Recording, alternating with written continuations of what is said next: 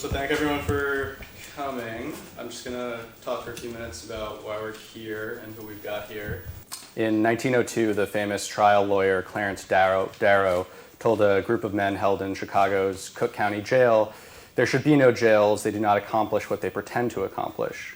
By the early 1970s, a movement for penal abolition had begun coalescing among a wide range of incarcerated activists, scholars, policymakers, and religious leaders around the US and elsewhere.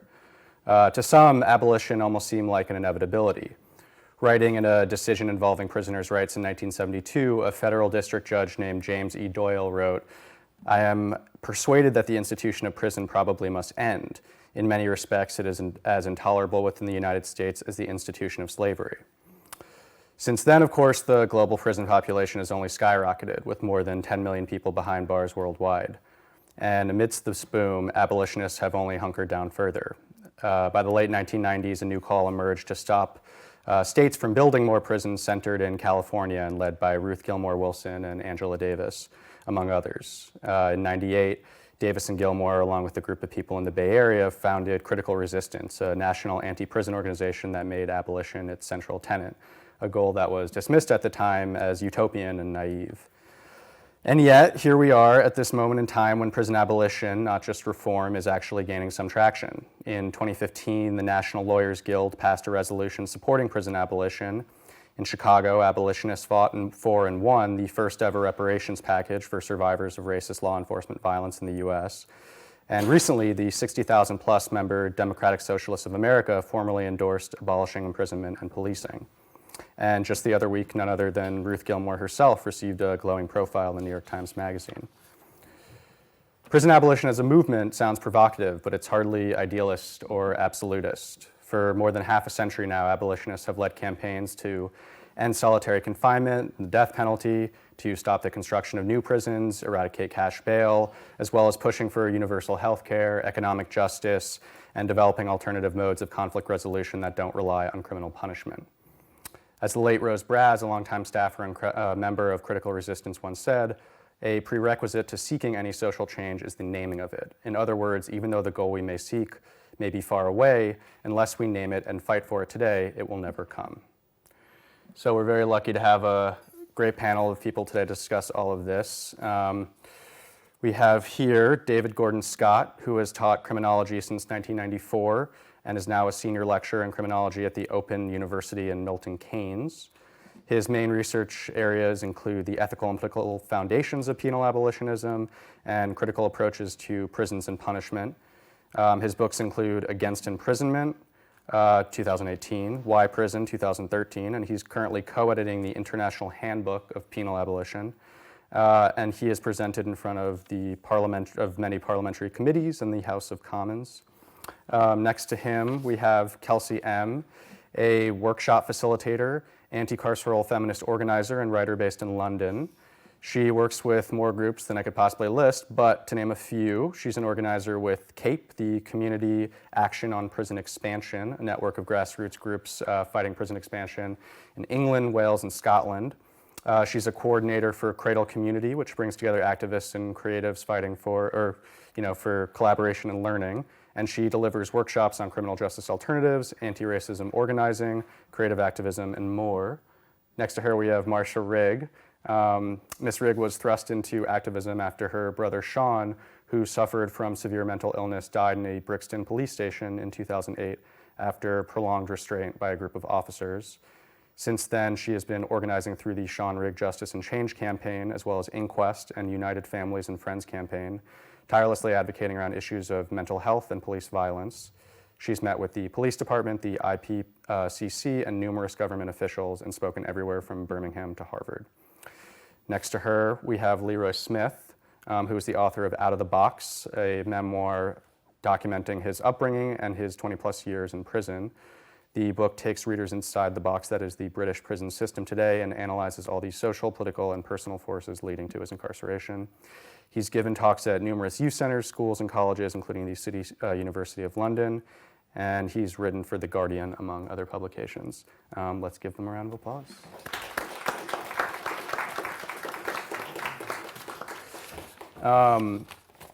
if you guys want, you can introduce yourselves a little bit further and just say why you're here today and what your connection to this movement is. Do you want to start, David? Thank you very much, and what a very, very kind introduction. And just to say, firstly, it's a real privilege to be invited here and to be on a panel with Kelsey, Leroy and Marcia. And I suppose I've been engaging with abolitionist ideas as Noah has indicated, for nearly a quarter of a century, so that's kind of quite a long time now to have been engaged with abolitionism, starting from our first early research on prisons, actually, in prison abolition, going back to '96 when I did a big ethnographic study of 6 prisons in the northeast of England. And it was actually through that experience of doing prison ethnography that I kind of got to see some of the aspects and harms of incarceration, and it really sedimented the idea that there was something very, very wrong with prisons. And I did work in women's prisons, including the H block in Durham prison, which was at that time a kind of high security prison for women. I did it in a number of other category A prisons, as well as some young offender institutions. And that then followed up with doing further research later on prison officers, and then becoming involved in campaign movements, and really finding that the abolitionist arguments, both in terms of the political and ethical aspects of that, spoke to me in a sense of the injustice of incarceration and some of the moral quandaries that we have in terms of responding to people who do wrong. And I suppose that kind of got me on the pathway of thinking about and engaging with abolitionist ideas and abolitionist strategies and abolitionist social movements. Yeah, thanks for having me here today. So I, like you said, organised with like a few different groups. How I got into this was through, various different routes, but it kind of was a culmination of being very interested in organising specifically around gendered violence. And then as my learning developed on that, and I happened to move near to where the site of Holloway Prison is in London, I got involved with the campaign around that prison and started learning more about women's prisons. And just as my learning developed and I related it to my own experience and the experience of my community, I realised that to get to the root of the issue, to really end violence, you have to look at the full scope of what that means, and that relates to not just interpersonal violence and not just about consequences for individuals, but for consequences and responsibility that the state has for violence and the way that the state perpetuates violence. So not just within prisons and within police custody, and the hugely racialized violence that is experienced literally through the criminal justice system, but also the way that people are trapped in abusive relationships because there is a lack of housing, because there is a lack of services, and that is violence that the state is enacting upon vulnerable people, and the way that people are trapped in violent situations are forced into behaviours that are violent, or are where they're more vulnerable to violence, or where they are more likely to just be committing crimes to survive. That is the responsibility of the state, and that we have to look much wider than just how individuals act, if that makes sense. And so then the work that I do has been around fighting for the site of Holloway Prison, so that we get this women's building on that site, and then fighting against the expansion of the prison industrial complex in the UK. So the government has plans to build these new mega prisons around the UK in rural areas, as well as 5 what they're calling residential centres for women, but they're prisons, and also secure schools, which are children's prisons for at least 12 to 17-year-olds. And it's very clear to me that because there is just this move to continue investing in expanding that prison industrial complex while we lose our community centres, our domestic violence services, our homeless shelters, all of our welfare services, that there is an agenda there that is around controlling, policing, and around reinforcing the status quo of white supremacy and patriarchy and capitalism, the big three. And yeah, so basically that's what I do. I fight it on various levels, so supporting campaigns around prison expansion, fighting for services and speaking to people and trying to like build community resistance and also community responses. So I also do bystander intervention trainings and create spaces for people to talk about violence in their communities so that we can start to think about what alternatives would look like in terms of community-led responses. Yeah, I'm Marcia Rigg, and my brother suffered with mental health. He was diagnosed with acute schizophrenia in 1988, where he was stopped by the police under what was called SOS law, suspicion. Nowadays that's called stop and search. And that's how he entered the mental health system, via the police. And for 20 years before his death, I was liaising closely with his mental health team, because one of the issues that I found, the problems that I had, was the issue of confidentiality. So because of confidentiality, they felt that they could deal with Sean without telling the family what was going on.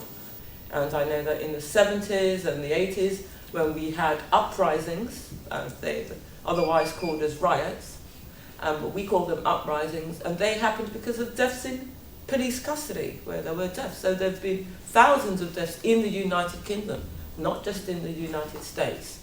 And so one day my brother was having a psychotic episode.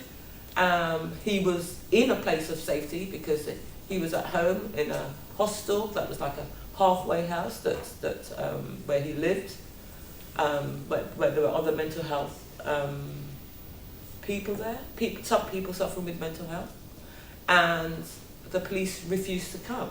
The mental health team, where there was no beds, they knew that he hadn't taken his medication. Nobody contacted me, and basically my brother was very vulnerable, very ill, and was actively psychotic, hallucinating, and I don't know what he was thinking on that day, and he went into the streets. And the police, the emergency 999 calls that were made, because there were no beds available, mental health team just said, call the police. So he left a place of safety, went onto the street, behaving bizarrely, obviously psychotic to the public, the way that he was dressed. Then I can, let you know other websites that you can go and look at if we don't have enough time to discuss the whole case tonight, or you can ask me questions later. But basically, he was arrested by 4 Brixton police officers, where he was restrained in the prone position, which is face down, and he was arrested for assault on a police officer. The only witness to that is apparently the officer, because no witness saw that. There was photographic evidence, and there was no injuries to that officer to justify that he assaulted that officer, but it's always been that he assaulted the officer. Public order offence and theft of his own passport. So when Sean was actively psychotic, he always carried his passport in his back pocket, which was a way of him being identified, I assume. But they arrested him for theft of his own passport because they thought it didn't look like him. In reality, I believe that they knew it was Sean Rigg, and they knew that he was suffering with mental health. And he should have been taken to a place of safety. He was restrained for up to 8 minutes in the prone position and put in the back of a police vehicle, where they say certain things happened in the back of the van, but there's no CCTV. There was no CCTV in the back of a police vehicle in 2008. And whilst we live in a Big Brother state, where there's cameras everywhere, there was no cameras in police vehicles, which I found extraordinary. And so I will never know what happened in the back of that van, but after 5 minutes he arrived at Brixton Police Station, not a hospital, where he was captured on CCTV, and you see the last moments of his life when he's removed from the van. My brother dies on camera. And so that was almost 11 years ago, And I've met other families whose loved ones have died in police custody and mental health. There are some really extraordinary cases. No police officer has ever been made accountable for a death in custody in the United Kingdom. And that's why I campaign here. I love talking to the younger generation. You are our future. You have to make the change, because the current judicial system is not there for us. There is no justice. There is just us. Wow. Hi guys, my name's Leroy Smith, and I served 20 years out of a 25-year sentence for shooting 2 police in South London, which was an accumulation of starting from petty crime all the way up in and out of prison till it reached up to I reached to a gunman and started doing robberies and things like that for a living, and it accumulated with the shooting of the police, and I got 25 years. 17 years out of it. Came out, still was kind of stuck on a scratch page, so I ended back up in prison within 9 months. So I lasted 9 months the first time.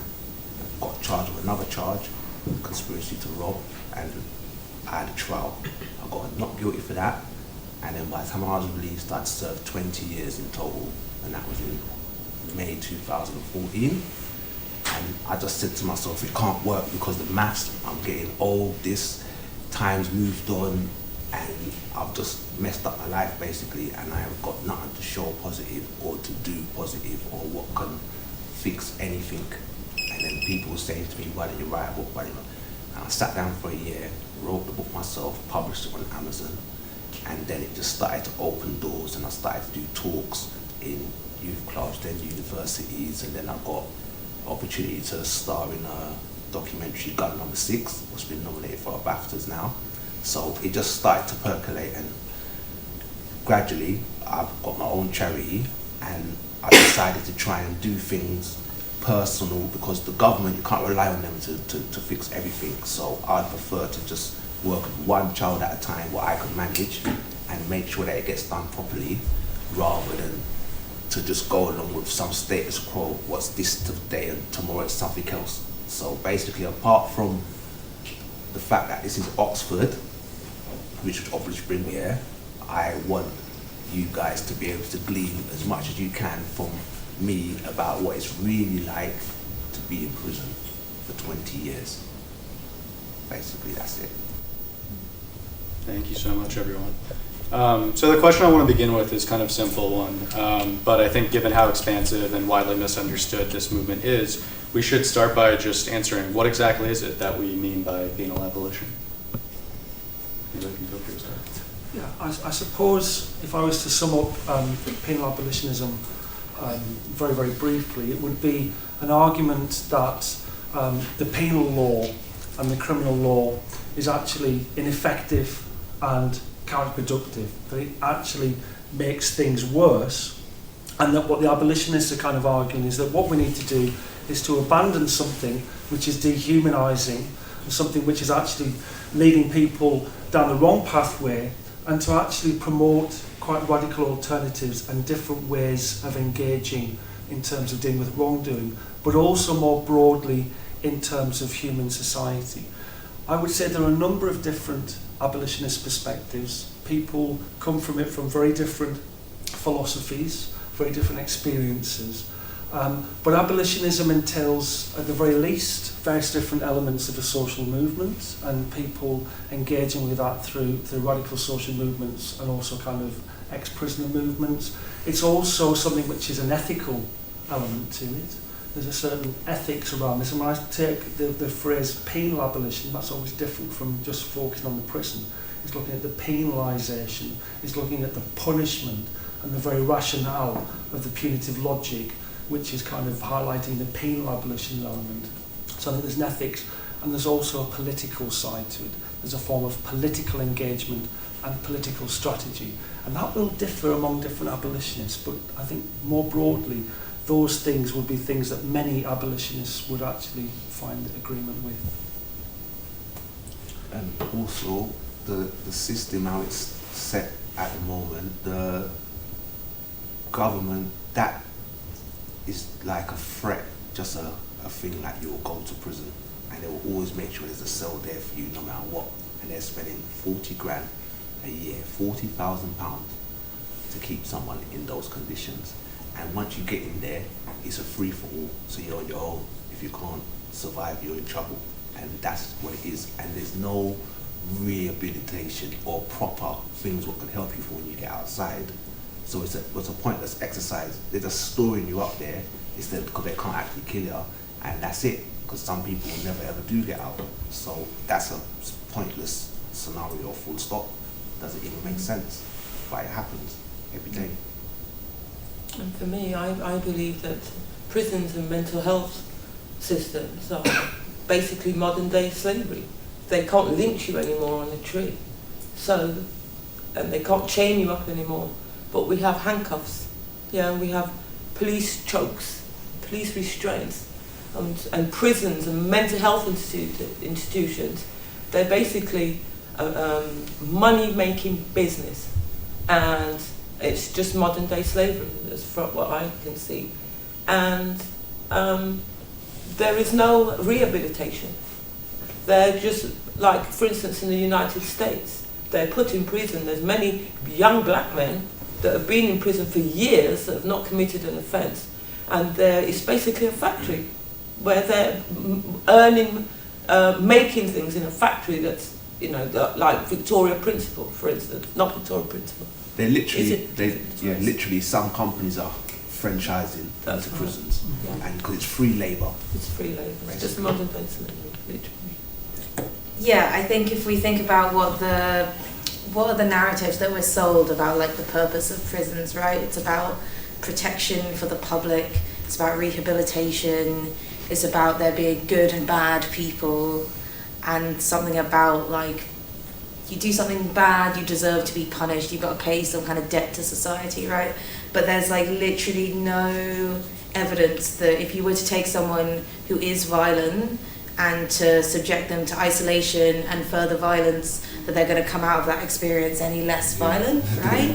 Like, that's not how it's going to work. But also, we know that the criminal justice system isn't set up to actually protect marginalised people from the violence that they face, right? So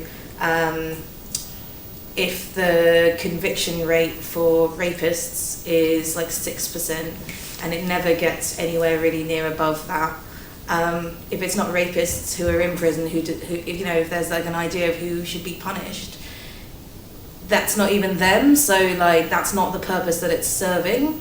And also, as we discussed, like, that's not actually what's going to change someone's behaviour. So what we need to look at is ways that we prevent that behaviour and the cultural aspects that create that behaviour in the first place.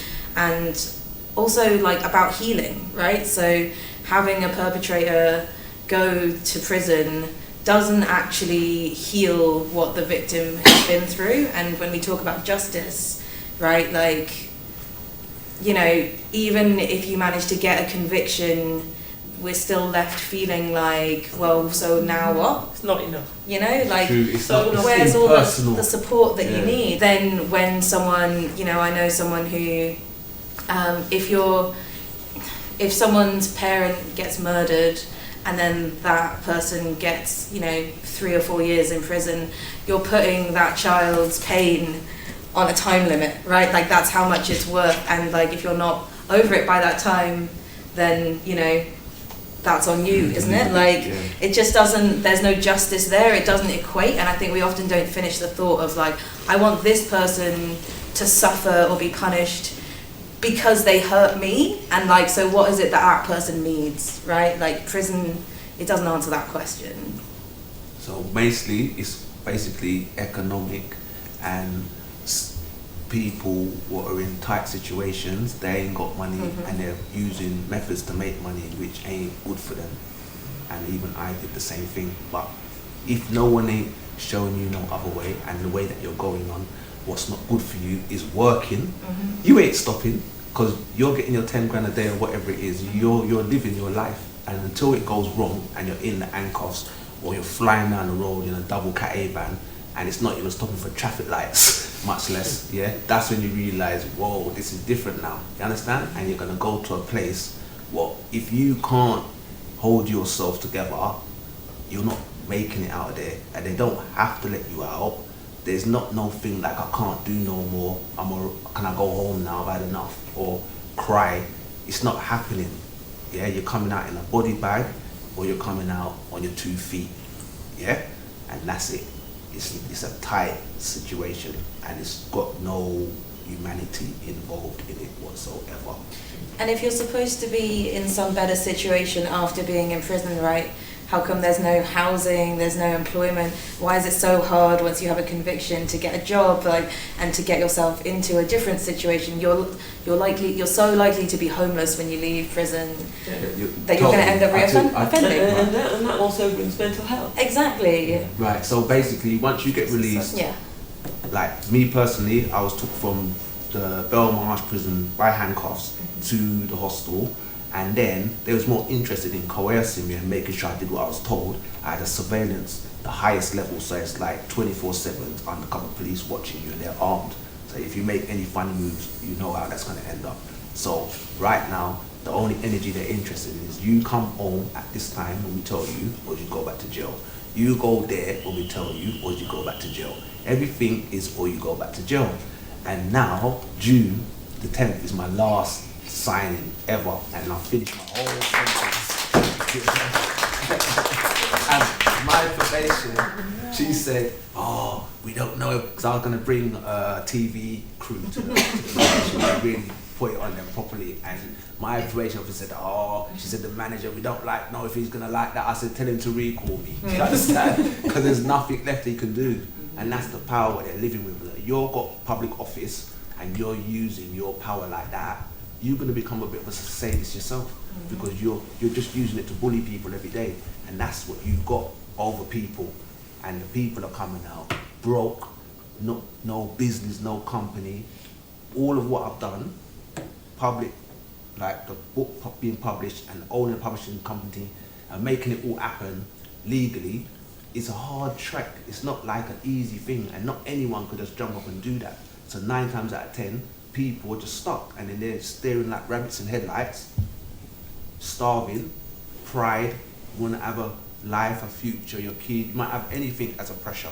Even if you wanted to have a partner, you'd have to take her to at least for a dinner. Yeah, you couldn't just say, you understand, expect a part on everything. You're going to need money. And there it starts. And can I just say quickly of that, in terms of you're saying you've been surveillanced and something that you did. Yeah. I was on surveillance for 4 months. Yeah. I had, like recently, almost 11 years later, we had gross misconduct proceedings in my brother's case where they were exonerated. The family, was treated like a criminal. I had security, took me to the toilet, sat next to me in the hearing, followed me for lunch. I couldn't have lunch where the officers could walk around freely, but I was surveillanced and being terrorised. And when my brother dies on camera and we're watching CCTV in the courtroom, and it's horrific, my brother's dying and they just say, "Oh, he just wanted to sleep. He just thought he wanted to sleep." That is the answer to them. But they're saying on tape that he's dead and he's dying. They can't hear that bit. Or you can't get a dead man standing. They don't know why they're saying that. Well, there's only one dead man in the place. And they're looking at him, basically.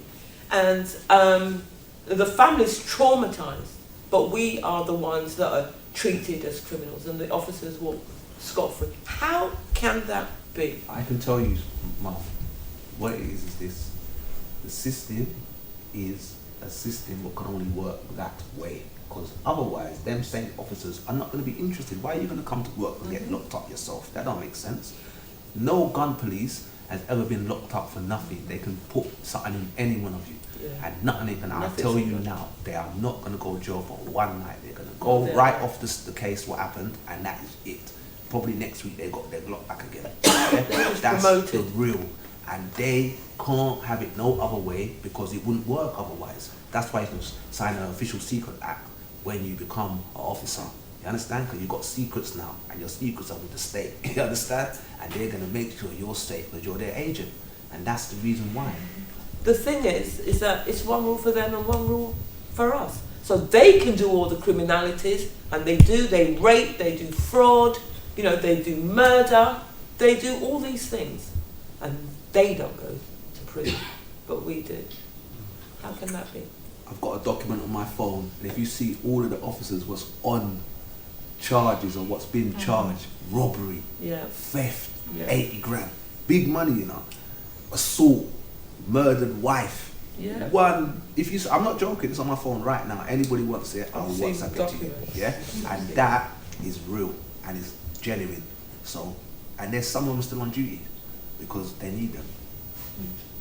So we've now finally reached a moment where there's something of a consensus on the need for reform of our criminal justice system, but as we know, reform and abolition are two very different ideas, and in fact those movements often come into conflict.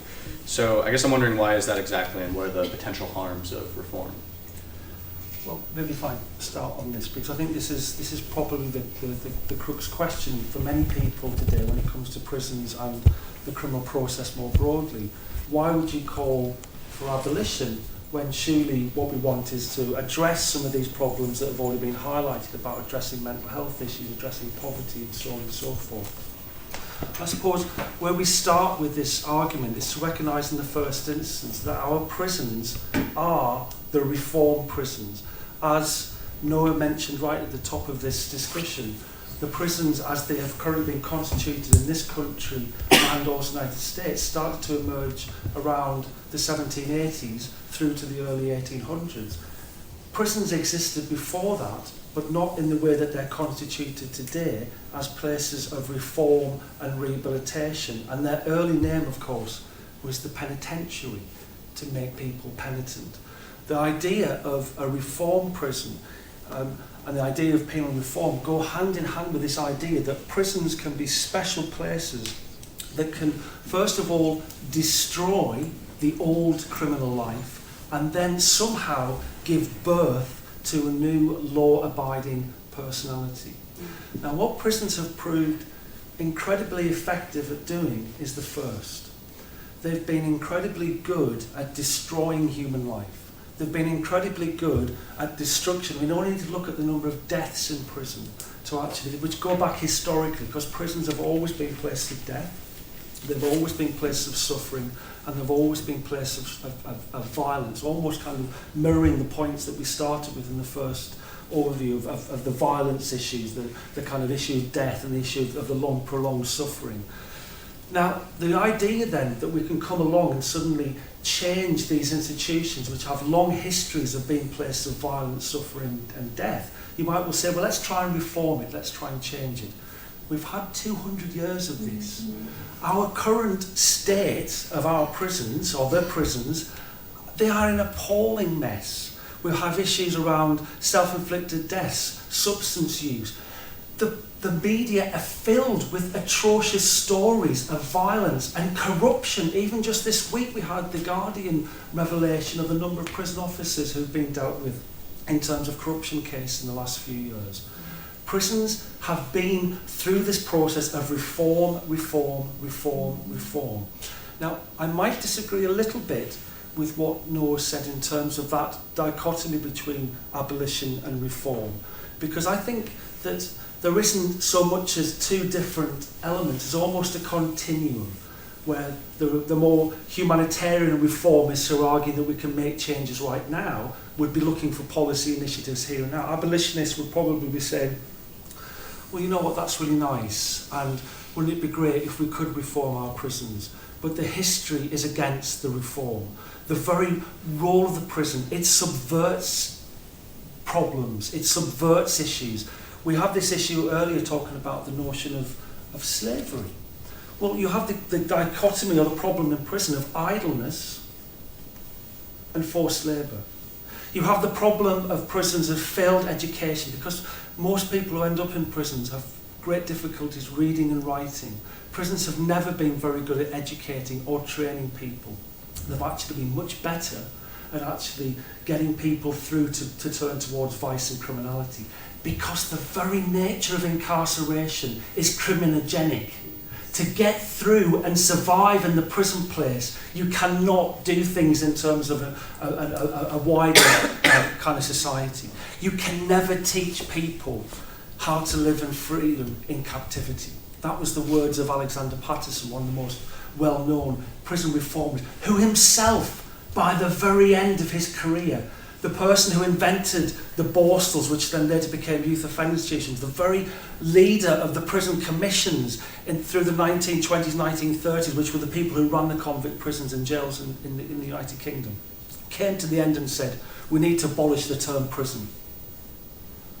Sir Godfrey Lushington, who was one of the leading kind of penal practitioners in the 1890s, came along and said that basically everything that the prison does is against this aspiration of reform. We've tried reform. It's failed again, again, and again.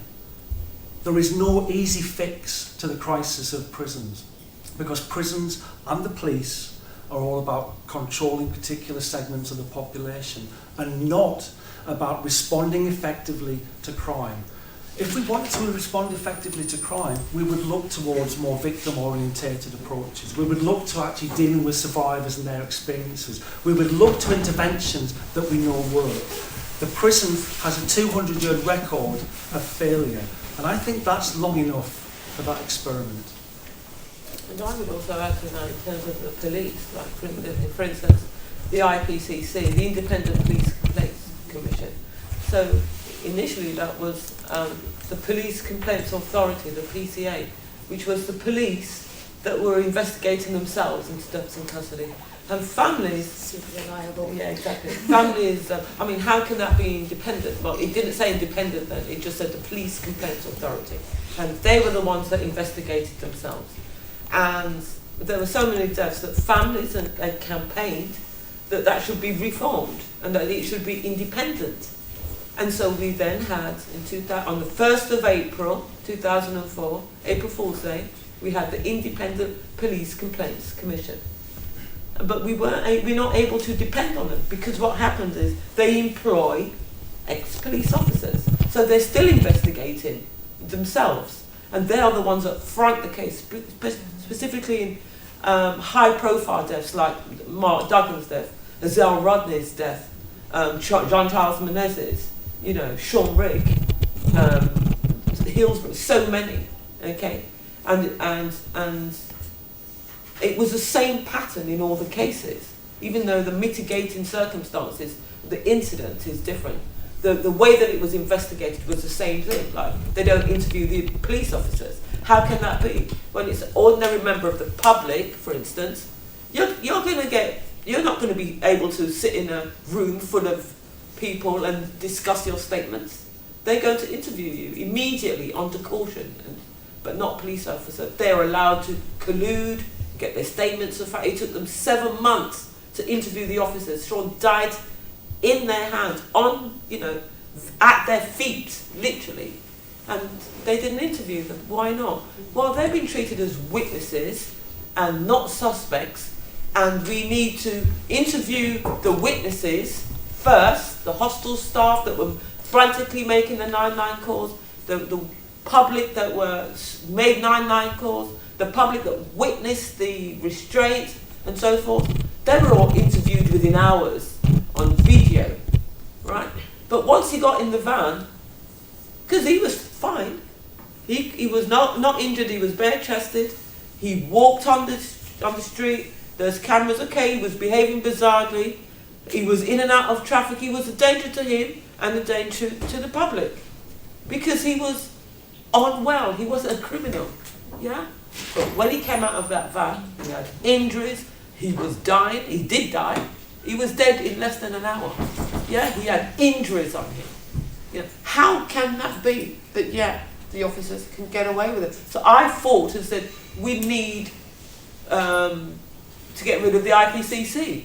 We campaigned out their offices. The IPCC needs to be abolished. Eventually I met with Theresa May when she was Home Secretary and had a meeting with her officials, told about the case with other families, the death of Shani Lewis, the death of Tom at Orchard, You know, a bit later I'll give you some of the more recent deaths since my brother died. Yeah? And Theresa May listened, and then she commissioned a review. It's called the Angelina Review, right? It was the first of its kind.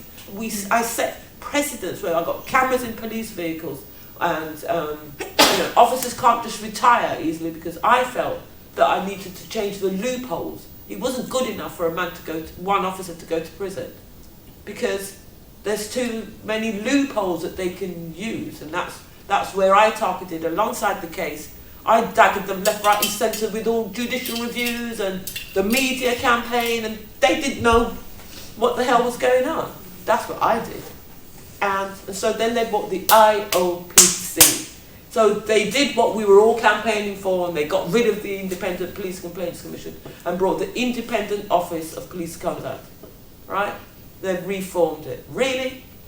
Nothing has changed. Still police officers in there, and it's absolutely ridiculous. Reform does not work, because they just bring in another way of appeasing the public, and inside the same thing goes on. What do we, I don't know how we can beat these people. No. What we need is to work ourselves and provide our own mental health institutions where we can go to as families. Because these deaths, they're always going to happen, I'm afraid. They're always going to happen, right? So we need to work as a community and help ourselves. Trust me. So are there any reforms that we count as abolitionist, any non-reformist reforms, as Ruth Gilmore calls them? And if so, what is the criteria that we should be using for evaluating that? Sorry. I don't understand the question. Are there any changes to the system? Obviously, the IPCC, for example, was not a reform that worked. Are there any reforms that we would count as abolitionists so that we can improve things in the short term while we look towards our larger mission of abolition in the future? And if so, how should we be evaluating? Well, if you look at the Jewish community, okay, they've got their own police. They've got their own ambulance service. They don't call Metropolitan Police when there's a problem. They've got their own services. You need the politicians on your side, certainly the politicians on your side, and you need the journalists on your side. Now, Inquest, when you look on their website, they act for families whose loved ones have died at the hands of the state-related deaths. It was set up almost 40 years ago after the death of Blair Peach. He was a protester that was hit over the head, I think it was the head, with a baton, okay, and he died. And the family, his wife, and the families campaigned for. It was a group of families that got together fighting for justice, and the charity inquest came about, and it's almost 40 years, and it's basically the families that have really kept it going, and also because the deaths just continue. So they act for families whose loved ones have died in prisons, mental health institutions, police custody, and state-related deaths. Very, very informative, brilliant, and there's no way that a family like mine could have actually did what I did and go through the judicial system without a charity called Inquest. And so it's charities like those, and like Liberty and Mind, and these people that really are there for the people, that we can collectively come together all the different campaigns, and collectively bring public pressure. We're not going to be able to do it any other way. We need a revolution, really, to bring about effective change. But I don't know if I'm going to see it in my lifetime. My generation has to pass the baton on. You learn from people like us. You look at the history and you think of what's new, what hasn't been done yet. And if we can get to the younger generation's minds, I mean, at the same time, look at the younger generation, they're killing themselves, they're on drugs, because they're fighting us as well, you know that. But there's more of us than they're fighting us as well. So the trick is just we just cannot give up. The struggle, that is just life, unfortunately. Can we come back with just another example to sit alongside what Marcia said, and that would be of a negative or non-reformist reform approach would be another family-led group, which is the Joint Enterprise Not Guilty by Association, or JENGBA. And this is basically a group which was set up following the conviction of Jordan Cunliffe by his mum, Janet Cunliffe. And they are looking to challenge the common law law around the use of joint enterprise, which is basically tried to use to, again, feeding into something that Marcia and Kelsey were saying earlier, trying to kind of control, in particular, young black people, in particular, young black gangs. And the whole idea of joint enterprise is basically that they don't need to focus on who did it. If you had some foresight or some connection to the person who perpetrated a criminal act, you actually could end up being prosecuted at the same time. It's being used disproportionate to control particular populations. By calling for the end of joint enterprise or challenging the construction of new prisons, as Kelsey's done with Cape, challenging the use of the independent public protection, the IPP laws, which could be struck off tomorrow by David Gogg. They could end that if there was the political will to do so. So abolitionists are engaging. They're saying, let's do this, let's do that. They're working towards that bigger pathway towards abolition, but they're also engaging with humanitarian issues and key areas of injustice right now. Yeah. And as for Chris Grayling, that guy, he single-handedly has brought misery down on every prisoner what smokes. He took tobacco from all prisons, and now illegal tobacco, 1 half-ounce packet will cost £7 or whatever it is, a tenner, is £200. Some people are paying £1,000 a month bills for tobacco. Yeah. In prison? In prison. But maybe Yes. never mind. Right. Well, they'll have to find it if they want to smoke that tobacco. That's what's happening right now. People are taking spice and just dropping on the floor, and they have to call in the ambulances, yeah, code whatever, blue or red or whatever it is, and 40 odd in a day. Because remember, I was working for a charity that was in prisons, so I actually went back in prison working with this charity, and I saw it at first out of my own eyes. It's heart-wrenching, because to do that, I don't know what you're getting out of taking the cigarettes from them, and you just prime the whole building and all the prison system to go up in smoke one day or blow up. Because when everyone's agitated, there's nothing to relieve the stress. They gave them vapors, but that's not quite the same. Yeah, you just knocked the whole system upside down just because your name's Chris Grayling. And then after that, you left, and all the message left behind what you left behind. You understand? This is how they roll. So I don't know. And another thing, another community campaign that I work with is called the United Families and Friends campaign. It's a coalition of families. It's the families collectively are very, very, very, very powerful, you see? And this is why my campaigning has been to collectively work with the families, along with the charity inquest, right? Raise the issue, raise the awareness of inquest and what they do. And now, you know, because when Sean died, I hadn't heard of inquest, and it was a very small campaign. It's expanded now, because one of the campaigns that's currently going on with the charity inquest is a legal aid campaign. All right, so there's an inequality of arms. So the police officers, prison officers, mental health, the agents of the state get automatic funding from the public purse. They means test the entire family, my parents, my mother, my brothers, my sisters, our if they've got a partner. They surveillance they means tested everybody and wanted £21,000, and yet the police get automatic funding from the public purse. So it's cutthroat. It's a battlefield, but there's only one person on the battlefield, and that's them. Yeah, how can that be? So that's why charities like Inquest, United Families and Friends, where it's a coalition of families, we have a plan, because when you look at the factual evidence and gather the evidence together, there is a systemic pattern in every single case. How can that be? How can that be? So collectively, can you imagine how powerful that is to show the similarities in so many cases? That's what we have to do. That's what I believe. Try it. Yeah, it's a good idea. And the thing is, with these people, the sad thing is, it's been like this for a long time. And if you was in charge of a system and it was yours and you claimed it and you had it under control, would you set all the rules so that it would knock yourself from power or keep you in power?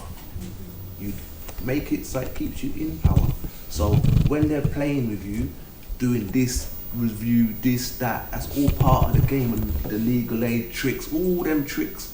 And now they rearrange the system so that when you have a trial, you're more likely to get convicted than before 1996. You understand? It's all stacked, and they're very fine practitioners and good at what they do. Very clever. That's why they are where they are. It's not by accident. You understand? So when you add it up, if you was in their shoes, you could understand. And then But you immorally, get tighter, it's wrong. tighter. Yeah, I know, Immorally, it's but immoral. But how they got power is wrong. They don't care about that. Do you understand? Come on. So basically, but this is what's happened. They've gone round, conquered, secured, and if I was in that position, I would stack it the same too, because that's just what people do. If you're in a strong position, you're going to stick to your position. You're going to want it to be like that. So they're not going to change. They're going to just give you a few crumbs or twist a few things here and there to try and appease you and keep it moving like that, because that's just how it is. It can't work no other way. So if anybody in the audience has any questions at some point, feel free to raise your hand so we can get to you. If not, I have a number of others. Yes. Well, there's a book called The Untouchables, and it was written by Gilliard and another journalist for The Guardian. And the book was £1,500 to be bought once off the black market because it was removed from every library in the country and such. Now in there it talks about the Police Complaints Commission, which is Police Commission 1 and then 2. The officers that was working in there were on suspension. Wow. And that's in the book. So they were suspended, reassigned to there to investigate police officers that were under investigation. And that's public record. Yeah. And I know one guy, he was doing live and he was in trouble. He's been there, he said it's innocent, no one really listening. And then the police officer, what locked him up, got convicted for some moonlighting. He's a flying squad officer with his gun on his waist. They see him burgle some house and stole 80 kilos of puff weed from there. So he's actually keeping up all of a gangsterism on duty or when he's off duty, but with his license gun. And it all come on top, and he got 11 years. And because of that, all the people what cases he had anything to do with had to be released. And that kid got released and he got 200 grand compensation. See? But that doesn't happen if they kill them. No, because they're not here to testify or to fix it. And that's the sad thing about it. And that's why you're in your situation. I feel it for you.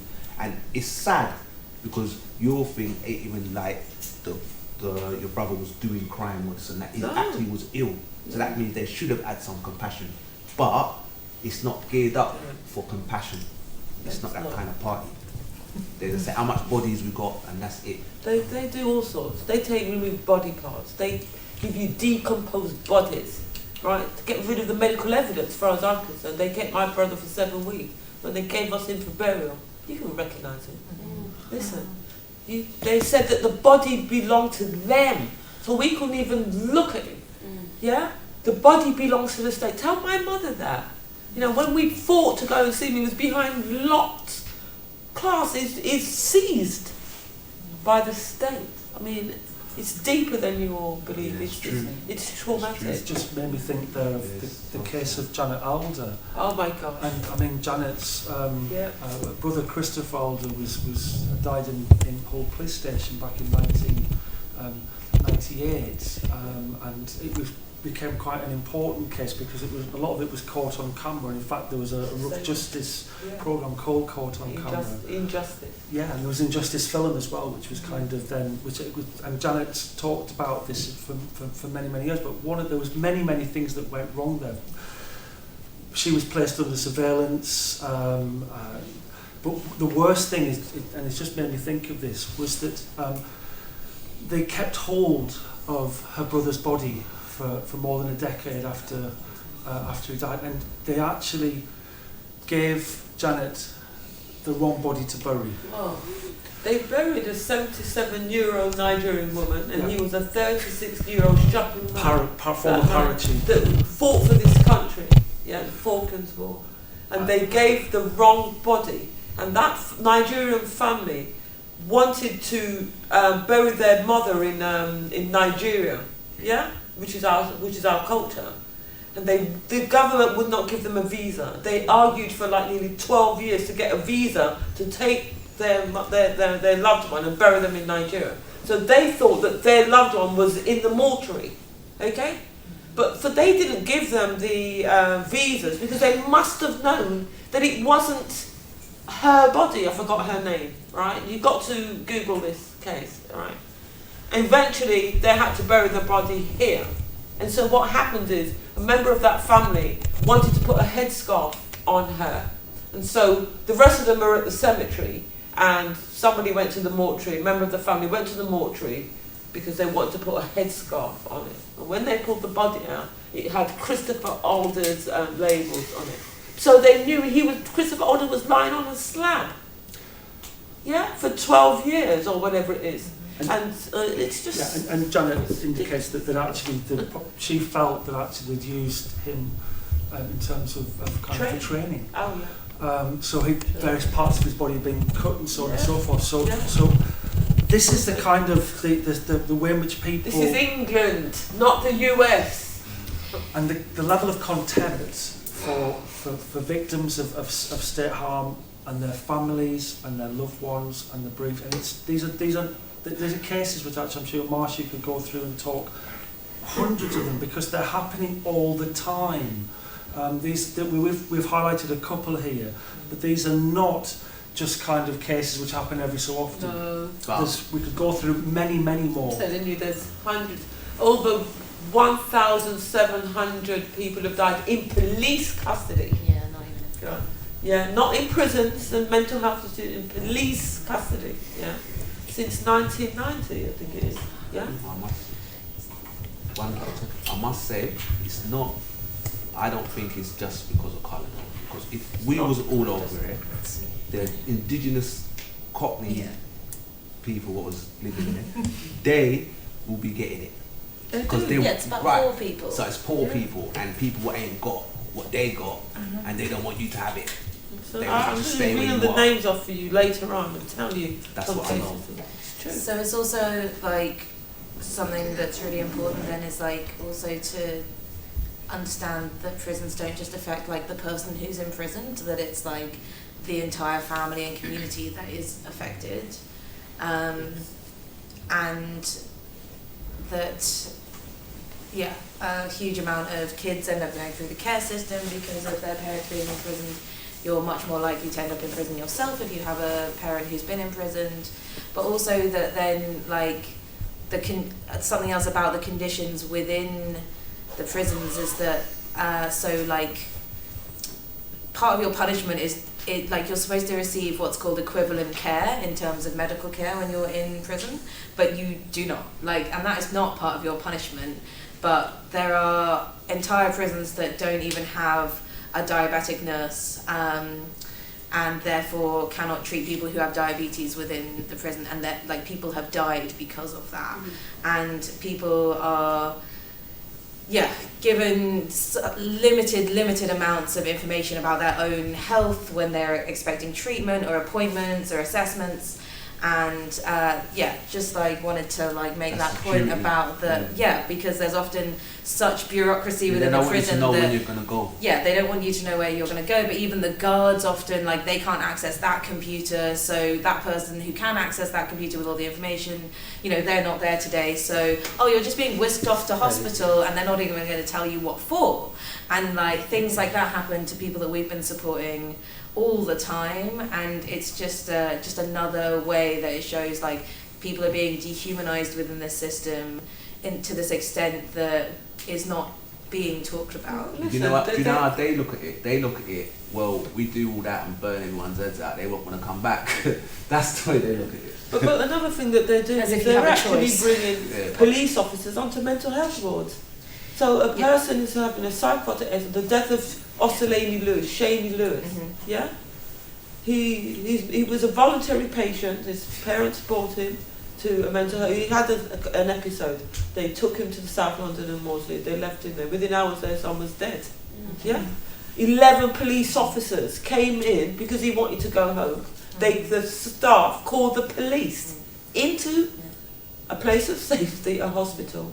11 officers restrained her son for up to 40 minutes until he died on the floor. The officers got off because they are allowed to use the force is proportionate, but the force is to the point of death. And the How can that be? It's a license to kill. They're not given training on how to. They are though. But it's not. I mean, I guess that's they don't care. But like, it's Listen, the police listen, that. hold It's on the a minute. police What I that said. come when someone's being sectioned. It's the police who But come and what I get said them. to the left And hand, it's- the people what are in Whitehall and who control all of the mechanisms, this is all thought out and well orchestrated, and it's there to keep them in power. Yeah. That is it. But There's what training do nothing you else. actually need to know? Right, you've got two children playing, right? I always use this. And one's on top of the other one. And the little one underneath says, I can't breathe. What does that child do? Know what to Thank do. you. What training do you need? You know, it's deliberate. Come on. X amount of minutes on somebody like that. And you've just made me think now. They of do the- it within the- child prisons as well. Well, just made me think of Gareth Myatt, and just over 15 years Yeah. ago, on the 19th of April 2004, in Rainsbrook Secure Training Centre, a young boy called Gareth Myatt died following a double-seated embrace, which at that point was part of the secure training staff's policy. And he actually was being held down exactly as Marcia just indicated, and he actually did say he couldn't breathe, and they ignored that. And the incident is terrible because he actually died. He was sick and he died swallowing his own vomit, and he was only 15 years old. And sorry, it's a very sad and terrible kind of case to reveal. And this was now 15 years ago.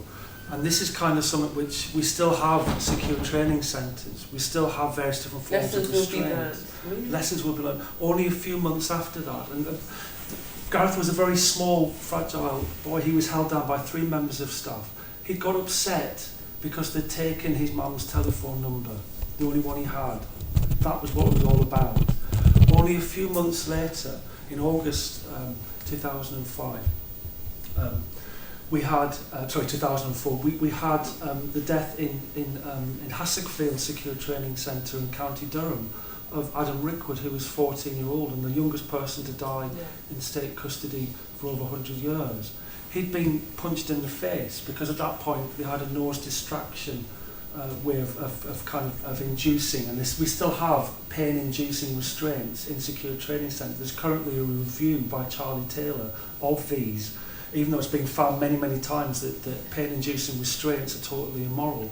He was punched in the face, basically broke his nose, and he went back to his pad or his cell, and he basically took his own life at the age of 14. And he wrote to his mum, Carol Pounder, because again, it's so much about the families. Yeah. Abolitionism is so much about kind of these injustices. It's so much about hearing the voice of families. It's so much about revealing these cases of injustice. It's so much about kind of getting the truth out there, giving a platform for these voices. But But he'd written to his mum, who gives them the right to punch me in the face? This is within, and it's exactly the point Kelsey made right at the start, and has been made by many others, and Leroy and Marcia and Nora and so on, as we've gone through. These are places of violence, legitimate violence, and people are being damaged, hurt, and are dying, not just in prisons, but also in the police. Yeah, it's the truth. There's the death of Thomas Orchard, who's a young white guy.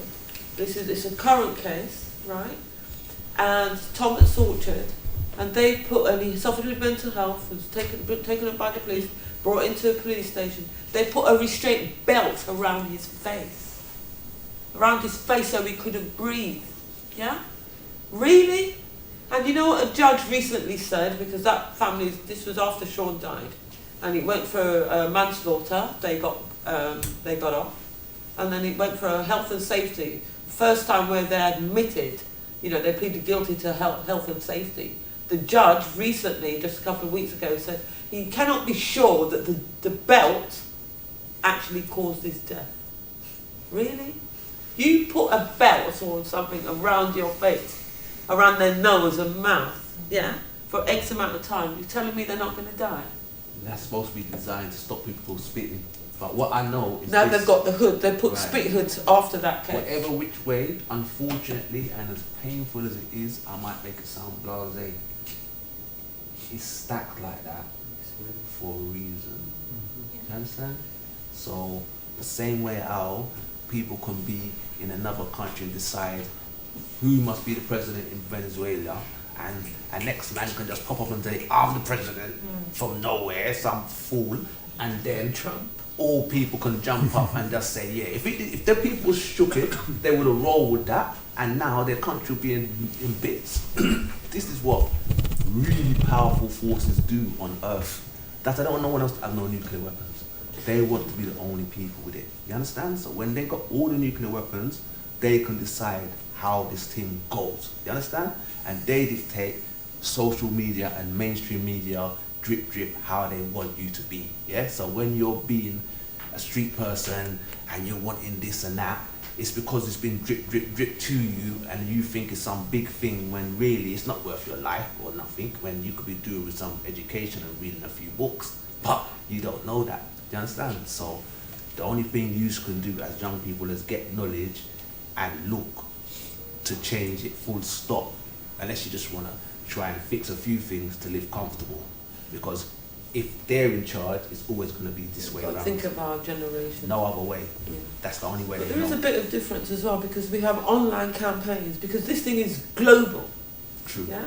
And so we have to have an international mass campaign, and you can do it online. Forget about marching, it's important to march, but we've marched for years and decades. They just want to hear you shout no justice, no peace, and whatever.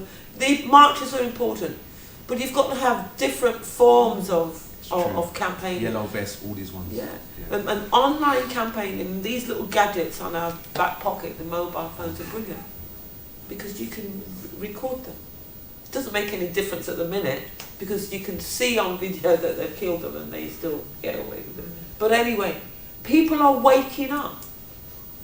Now people are talking about these things on a criminology course, like in commentary with David Baker. They're writing books, and that's because of family campaigns to bring awareness, and that's why we're here today. And that's the only way you can win. The masses coming together, there's more poor people than anybody else. So if all of the poor people just dug in a little bit and weren't so quick to do all the donkey work, their thing would collapse in months. Because they need the poor people to do the donkey work. If you say, you know what, I'm not busting no gun for no one unless it's righteous and it's for a good reason, and you can't just send me around to just shoot people, yeah, their hand's dead, because that's how they get down. They use other people, and you're expendable. The most you're going to get out of that is a badge at the end, or the Queen's going to go and put something over your head like she gave you something. And that's it. One thing I think is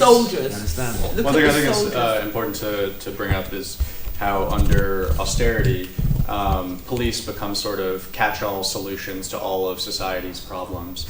And a lot of abolitionists, including Angela Davis, have written about abolition as a struggle against racial capitalism. I want to talk about the ways in which those movements are linked and how we can forefront that in this thinking and activism going forward. Yeah, it's been really evident in the discussions around, particularly around youth violence and knife crime, that it seems like the only reason behind it is because of austerity cuts to the police, and the only solution is more funding to the police, and that's the only narrative that you kind of see, even like amongst the Labour Party, you know, Liberals, like that's still focusing very much on criminal justice solutions to violence that we're seeing, that an increase in which is like literally a result of austerity. And I feel like the abolitionist part of that is that, or just like the radical or more, I don't know, the perspective that I'm taking is that it's like quite insulting to like poor communities, and particularly communities of colour, that like the idea is that like, oh, we'd all just be running around stabbing each other if we didn't have really intense policing all the time, like that's just like our natural state, and that is obviously not true and is incredibly racist and classist, and that we really need to be looking at like what is it that prevents violence and what is it that will give communities like fulfilling lives. And that's how we're going to solve these issues, and that goes far beyond austerity cuts to the police. That's austerity cuts to housing, mental health, support services, education. Like it's all the community centres and the youth clubs closing down. It's all of these things that are contributing to it. But also even the narrative or like the media frenzy around this violence is sort of false anyway, and like the things that are counted as youth crime or knife crime is like very selective. Like a while ago there was a person who was stabbed, I think in Brixton, and first it was like, oh, knife crime incident, and then it was like, oh no, don't worry, it was just domestic. It was just that a husband stabbed his wife, and I was like, oh, so that doesn't count. No, there were people of colour, I believe, but it was that it didn't count because it was within the home and it was gendered rather than it being on the street. And like, but funnily enough, why is that not part of any of it? Yeah, today's news on my Facebook page, you can hook me up on Facebook. An officer raped his wife, and nothing's going to happen to him. It's today's news, actually.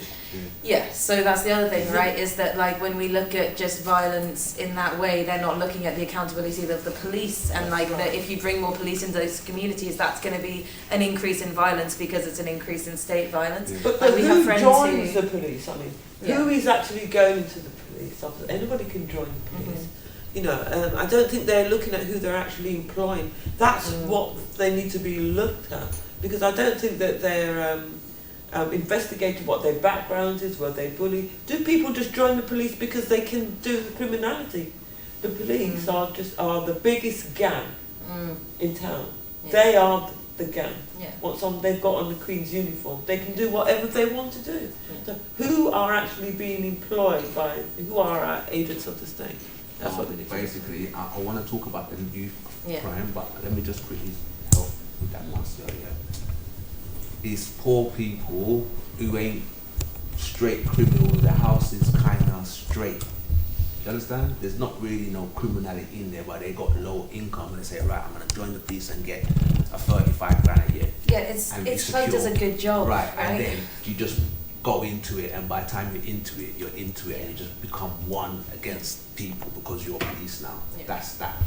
With the young people, that's what I do more than anything, because I only want to do what I know about, and the young people that are perceived as violent or this and that, I can relate to them because I understand where they're coming from, and most of it is financial and no one caring about them. You understand? But it's gone about it the wrong way.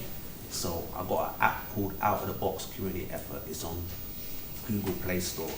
I applaud all of you to please download it, and then basically I pick children one at a time because it's only one of me, and then I can mentor them for 5 days or whatever. The last one I done, 5 days, he actually slept in my bed and I slept on the floor because I wanted him with me all the time for the whole time, and went to my friends every day, ate food, and I just talking him through life and how things actually are and how they ain't. Wow. And that's basically what enough young people or a lot of young men need. They ain't got no good role models and to show them anything. And then the truth is, you will see people with their intellect and their money and they're not really interested.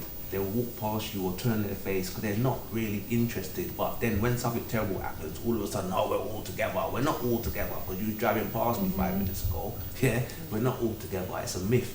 Do you understand? So we need to put who's got the right heart and got reason to be doing what's right, because you know what's right. Try and do it and alleviate as much pain from as much people as we can, rather than relying on government to remedy anything or believing that you can beat them a couple little things, but the general gist of how the things stack is not beatable. That's why they're there up till now, all these hundreds of years. But where are these guns and these drugs actually coming from? Who's keeping them on the streets? You know, the drugs, spice, and all of this. That's what's making them become unwell, and that's what's causing the mental health. You know, it's just it's coming from all different ways. The internet is why the spice came about, because most people what sell drugs is a commodity, and most rich Caucasian people like cocaine coke and heroin, right, and it's expensive, £100 a gram. Yeah. So if you're gonna look at Colombia and say it's £2,000 for a kilo, it's obvious they're gonna bring it no matter where they have to be. Put their rectum, they're gonna do that. So basically, it's always gonna be drugs in the country.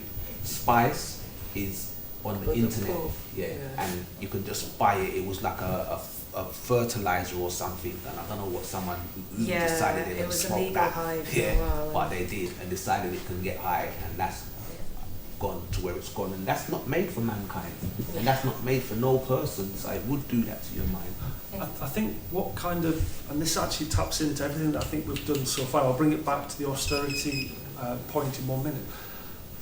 I think what the issue is how we frame a debate, and then how abolitionism, exactly what's just happened in this discussion here, how it's reframed, and new factors and new issues are brought into our understanding. So if we think about the austerity element here, and I'll just talk about the prisons aspect, because we've already covered the relationship between austerity and policing. Austerity, or the policies that have been introduced since 2010, have started to frame the whole debate about the criminal process. So people are starting to say, well, let's look at data, and in terms of, for example, prison officers and prison officer assaults and violence and deaths in custody and so on and so forth, people start to put in a time frame and they go from 2010 through to 2019. It's a way of framing the debate and defining what is and what is not the right thing to talk about in that context. Now, under that data, you start to get a really plausible argument that we need more prison officers, or as we mentioned earlier, you need more police officers. But if you then take a more historical lens, which of course is what abolitionists do, and they start to unpack and look back at issues around violence in prisons and deaths in custody, exactly what Marcia was talking about earlier, you reframe the debate, you start to think about it differently, you start to bring different factors into the debate which are not necessarily being held by politicians or the media.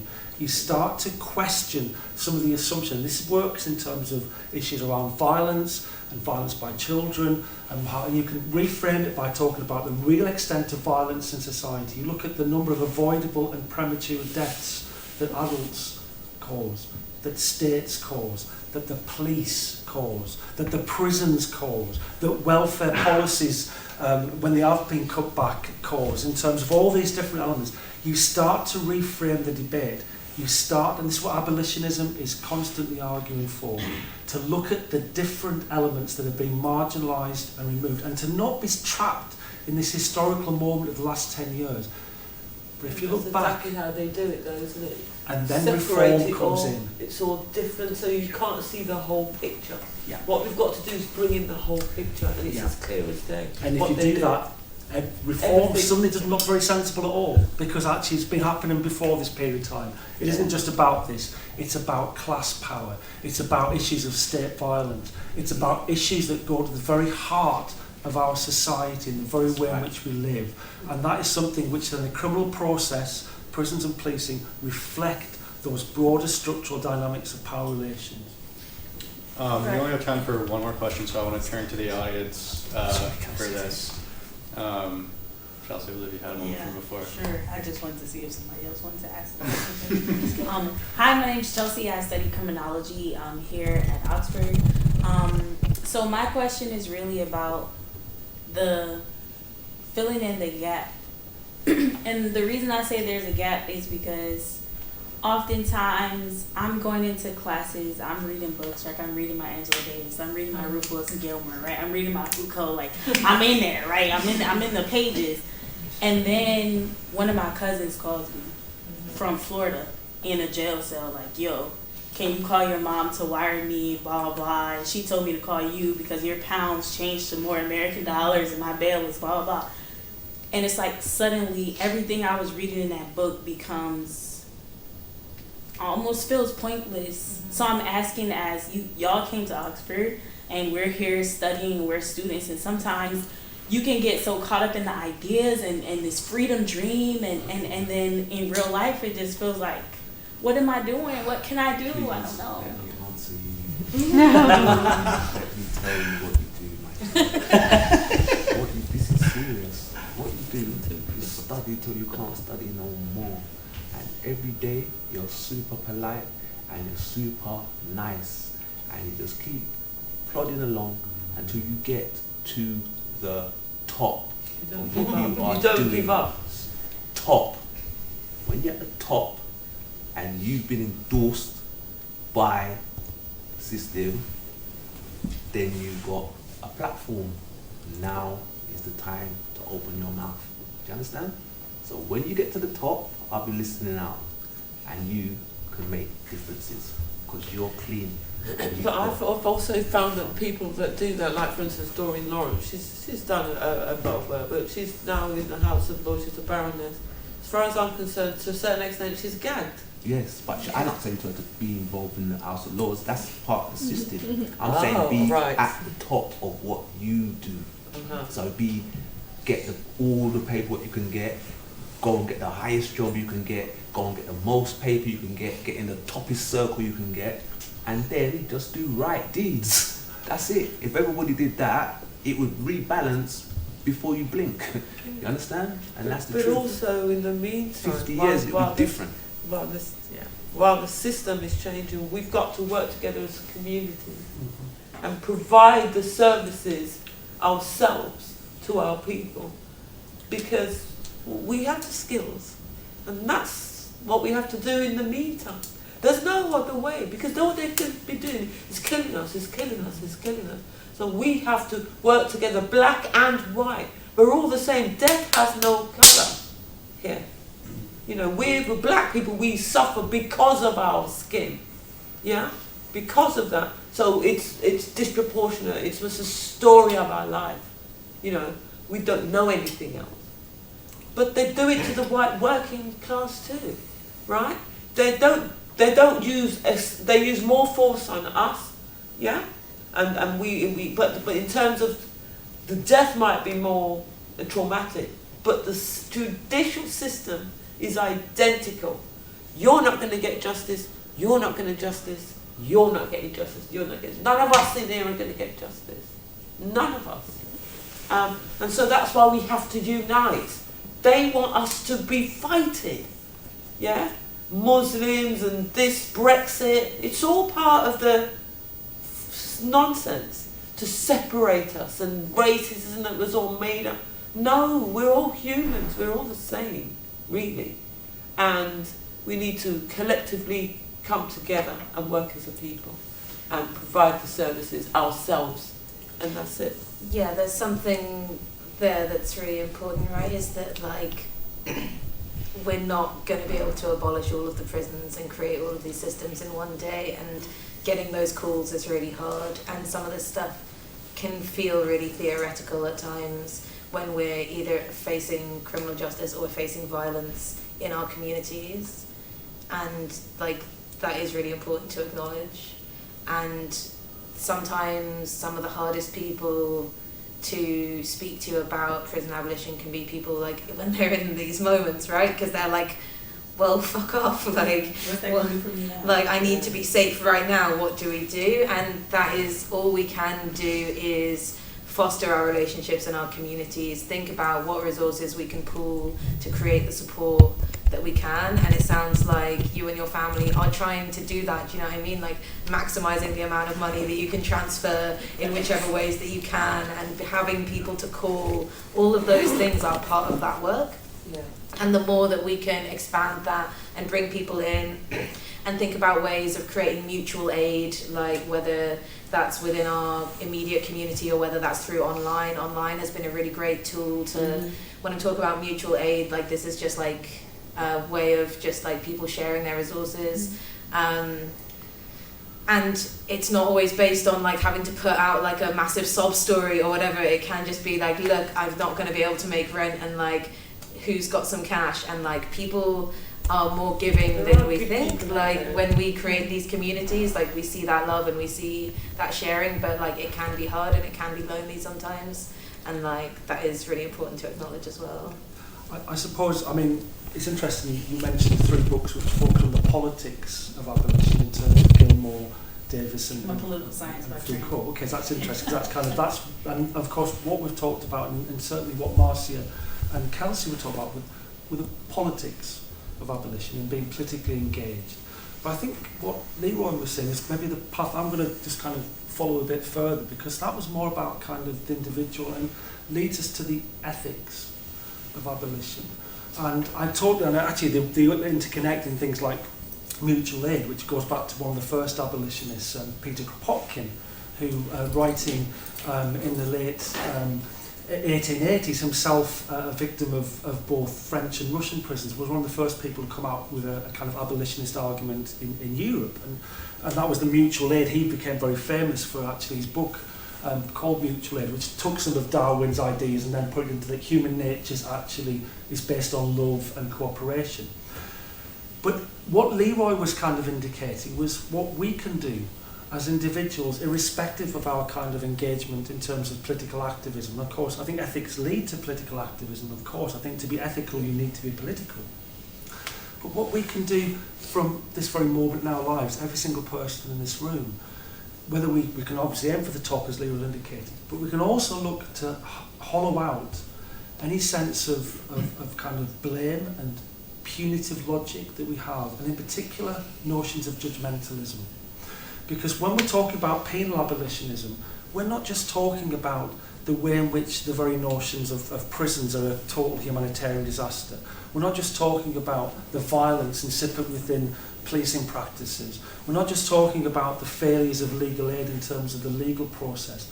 We're talking about the very notion of criminal blame and the way in which that is then used to kind of like to blame people and have a logic of blame. And abolitionists, because it's based on so many different levels. Abolition is one of the most wonderful philosophies, politics, morals that you'll ever encounter. It really is a way of living. It's a way of actually engaging with things. And one of the things that abolitionists have argued for many years is that we can start with ourselves. We can start by saying, I'm going to be kind, I'm going to be compassionate. Everything that's just been kind of mentioned, I'm going to show mutual aid. I'm going to try and be less judgmental of people. I'm going to try and have a less of a punitive attitude towards those around me. I'm going to try and actually live that philosophy. And we can all do that right here, right now. It's of course an incredible challenge, and we're all going to fail. But at the same time, it's something which we can aspire to. And this is what abolitionism is. It's a moral philosophy. It's a political engagement. It's a theoretical theory.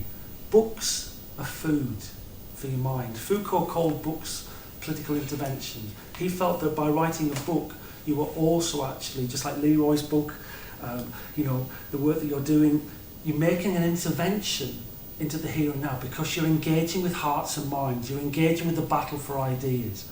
But they're also food for us to think. They're food for us to reflect upon. They're food for us to ask questions. They're food for us to think about how we ourselves engage with other people. And this, if we do that, it actually makes what Kelsey and Marcia are saying so much easier, because we start to recognise that we are interconnected with others. We start to recognise that compassion, care and love, cooperation are exactly the things that work. And that prisons and punishment are exactly the things that don't work. Well, that's why I wonder, do they actually have that? Do they actually have compassion? I mean, who's crazy? Who's the crazy We one? need to have Exactly. it. We've decided they haven't got it already. No, they don't have it. No, they haven't. That's what we say. That's exactly. My people, we say that. I mean, they're crazy. That's the nature of dehumanization, right? So that you don't have to have compassion for those people, right? Exactly. So that is how the system works, is that by dehumanizing, whether that's based on some kind of biological essentialism that's been that's been used to invalidate the lives of people of colour, of trans people, anyone who falls outside of the gender binary, like these kinds of ways that they've used to dehumanize people, and now it's through the framework of crime and criminal, and to be like, oh, so now you've done something wrong, now you don't deserve basic human dignity, right? It's the same thing that we do for people with undocumented immigration status, right? So once you're in a detention centre, you're no longer a human. So, doing studies and writing reports on how much violence is happening in a detention centre goes nowhere, because everyone's like, well, they've committed a crime, so, why should I care what happens to them, even though that's not even part of the punishment, right? And like, it's all about this way that power creates a dynamic of dehumanization. They're also committing crime. I know, but they don't have to see any They're allowed to. accountability, They're do in they? charge. No, they're allowed They're, to. they're the people what setting the pace. Exactly. That's why they're defending their spot. Yeah. Because they're enjoying that spot. So It's this is- nasty, but it's true. This is the thing, right? You don't go to prison because of what you've done. You go to prison because of who you are, right? And it's basically it. Yeah. And it's just to follow up on that, it's kind of this notion then People do all of kinds of both horrible things all the time, and they're not going to see the criminal justice system Yeah. because of their privilege. and elements of accountability. And that's what's kind of missing, because of course power, we have that great phrase from Spider-Man, with great power comes great responsibility, which of course is true, because the more power we have, the more ethically we should be responsible. The people at the top are those who have the greatest responsibility but the least forms of accountability. The people at the bottom are the people who are most accountable but have the least power, right? So we've got everything wrong in terms of our ethics and politics. But in terms of what Kelsey was saying, it's this gradient of moral inclusion and moral exclusion. And that again works on a continuum.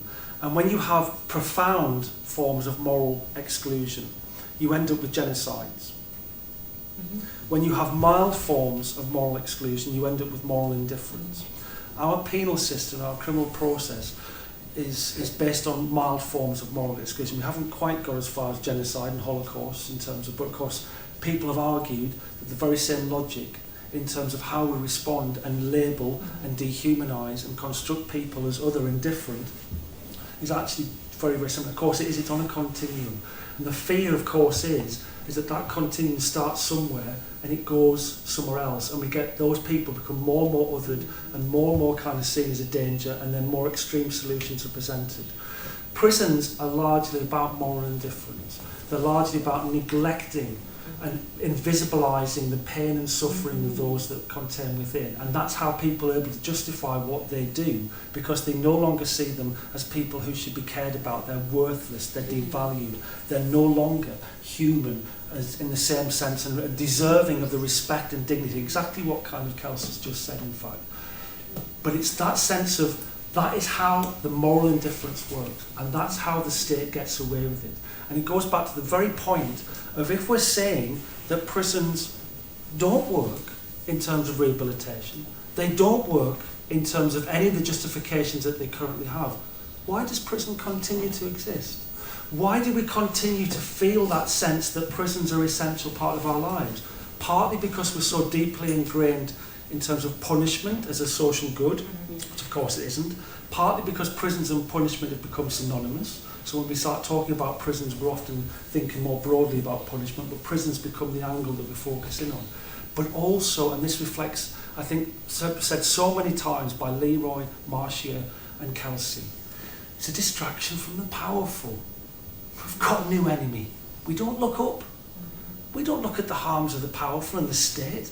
We don't sit there and think about how many people have died because of that given state policy. We don't worry about the kind of policies that are introduced that are leading to all sorts of problems in our society, environmental and so on and so forth. We have our own enemies who are actually weak because they're at the bottom of society. They're treated like dirt and they're no longer recognised. And we can all say the government's doing something to protect us because it's punishing these given individuals, while the people at the top get away with literally murder or avoidable deaths. Now, if anyone was reading The Guardian at the weekend, they'll have noted the historical continuity in class power and land ownership from 1066 through to the present. This is how the game works, man.